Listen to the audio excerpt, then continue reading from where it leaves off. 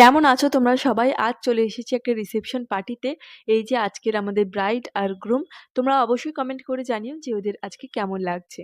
তো ফার্স্টেই গিয়ে আমরা একটু কফি আর ভেজ পকোড়া আর চিকেন পকোড়া খেয়ে নিলাম। আর তারপরে চলে গেলাম মেইন কোর্সে। আজকে আমার শাড়ি পরে আসার একদমই কোনো প্ল্যান ছিল না।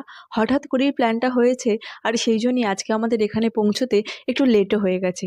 সেই জন্য আমরা বসে পড়েছি ডিনার করতে। তোমরা প্লিজ একটু মেনু কার্ডটা দেখে নিও, কারণ আমি তো সমস্ত কিছু আইটেম খাইনি। তো সেজন্য তোমাদেরকে দেখাতেও পারবো না।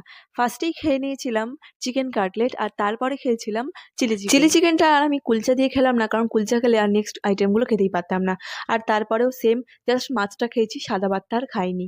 আর তারপরে আলটিমেটলি আমি নিয়েছি মাটন কষা আর ফ্রাইড রাইস। এখানে আমি মাটন খাচ্ছি বলে মাকে বলছি যে, দেখেছো আমি মাটন খাচ্ছি। আসলে আমি মাটন খুব একটা খাই না। আর মানে খাই, খুব মাঝে সাঝে খাই একটা দুটো করে। তো আজকে মাটনটা বেশ ভালো হয়েছিল। রান্নাবান্না বেশ ভালো লেগেছে। শীতকাল তো, ওই জন্য বেশ ভালো লেগেছে। আর এইটা তোমরা কারা, কারা করো বলো তো? এটা কি আমার ভিডিও দেওয়া উচিত হয়েছে? কি জানি। আমি যেমন খাই সেটা তোমাদের সাথে শেয়ার করছি। আমি মাংস, চাটনি, পাঁপড় সব মিক্সড করে খাই। কারা, কারা খাও আমাকে কমেন্ট করে জানিও। আর তারপরে কয়েকটা ভিডিও করে নিলাম। আর তারপরে চলে এলাম বাড়িতে। ভিডিওটা কেমন লাগলো অবশ্যই কমেন্ট করে জানিও। আর আমাকে কেমন লাগলো সেটাও জানিও। দেখা হচ্ছে পরে।